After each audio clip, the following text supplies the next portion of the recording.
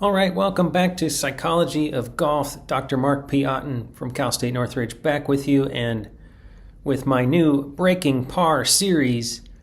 We're at Woodland Hills Country Club here for my third time playing the course.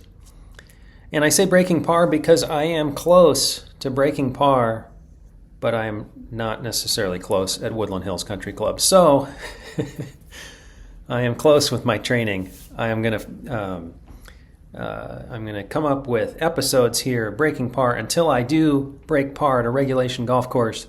But as I will talk in part 2 here of this episode, it's important to set realistic goals, and breaking 70 at Woodland Hills Country Club is not realistic for me, although it would be fantastic.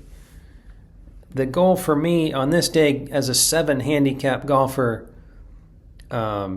and as someone who previously shot 82 at Woodland Hills Country Club, that's my previous course record, I figured, well, let me just try to break 83, shoot another 82. So that was my realistic goal, but as sports psychologists, we know that when we set outcome goals, such as numbers to shoot on a golf course, we need to pair those outcome goals for best results with process goals, which are, how am I going to do it? What am I going to do along the way that will allow me to shoot a score such as 82? And so in this case, I had thought about goal setting. I was really thinking on this day about confidence and being specifically assertive on the golf course, hitting shots that I believed in and not being afraid of targets, hazards.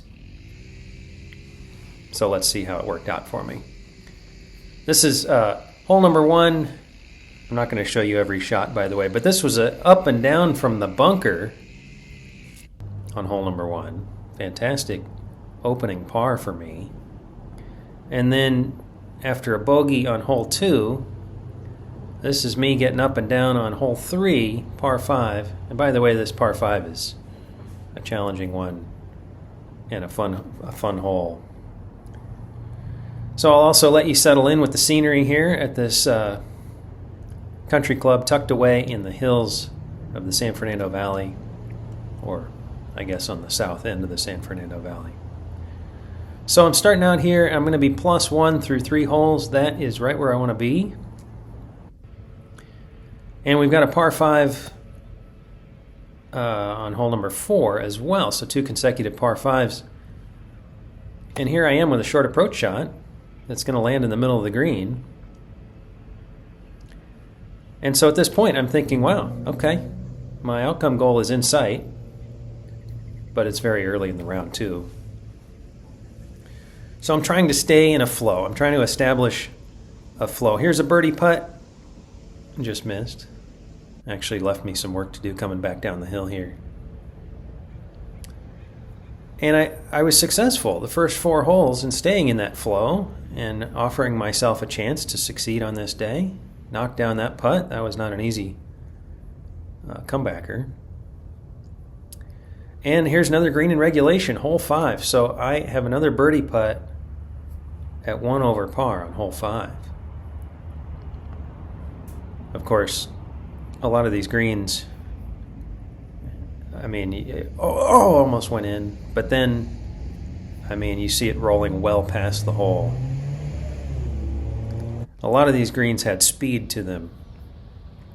This was round in September, and I don't know if that affected the speed of the greens, but they were rolling pretty quick, and it got in my head a bit. That was a 3 putt.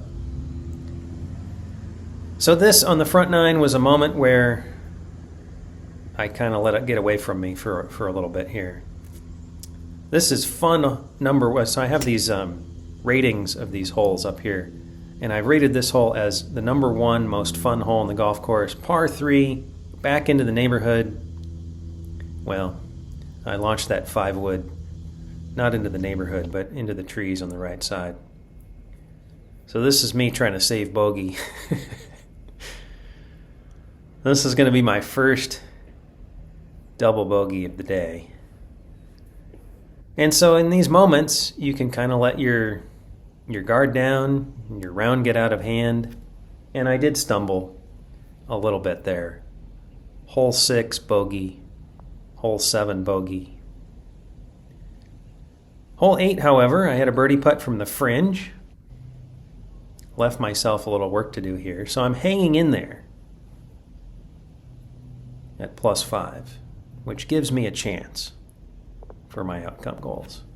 And that was a nice par. Okay, so giving myself a chance. Well, missed the green on hole number 9.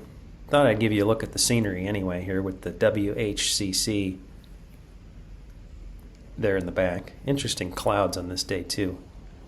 There was a tropical storm moving through the area, giving us cloud cover and not much rain, but interesting scenery. That was actually a nice bogey save. So +6 I was going into the back 9. And I felt after 9 holes like, well, I was in the flow. Then on hole number 6, I said it was a bogey. That was a double bogey. Hole number 6, my flow got disrupted. And it took me a minute to get it back. And so now I'm trying to battle through it. But again, I'm in position. And hole number 10, it's a long par 4, 432 yards from the back tees, which I'm trying to play, by the way, the black tees. And here I am trying to get up and down from the fringe. Let's see if I can do it as you check out the foursome walking by behind me there. And I did. Okay, so I was in good shape. Hole number 10. Hole 11 was a bogey. It was a green in regulation, but a 3-putt. So I'm still okay, +7, going into hole 12. This shot, well, it was another 5 wood. It went into that tree on the left side. And that's when, well, I mean, that shot wasn't a terrible shot. It was going to fade, as I recall, and probably land on the left side of the green or just off. But that tree got in the way. And then I hit a decent recovery shot, but that decent recovery shot clipped the bunker. So I ended up with double bogey on 12. And then Woodland Hills Country Club really got me because the double bogeys struck. Hole 13, hole 14, had another 3-putt in there. So now the round, unfortunately for my outcome goal of an 82, the round has pretty much gotten away from me here on the back 9. I am a sports psychologist, but I'm also human. This is the amazing par 3 15th, my second most fun hole on the golf course. This tee shot, however, landed short and in this hill, into the hill in the front of the green, rolled back down. Here I am trying to save par. So I had kind of lost the battle here in terms of the outcome goal, but I was trying to save something. That was a good putt. I had to settle for bogey again here. And in part 2 of this episode, I will talk a little bit more about the psychology of the situation. Right now, I'm just going to show you that I continued to be over par here. 16th hole, 3-putt, double bogey. 17th hole, a bogey as well. After I hit my ball into the tree on the right side, on the left side of the fairway on 17. So we'll just show you the 18th hole where I hit 2 good shots to set up a short approach here for my third shot in a par 5. You can check out, this is a fantastic looking finishing hole with a little bit of water down by the green on the left side. And so I've got a birdie putt. I did not have a birdie on this day. Did I get one on the 18th hole? No, I did not, but it was close.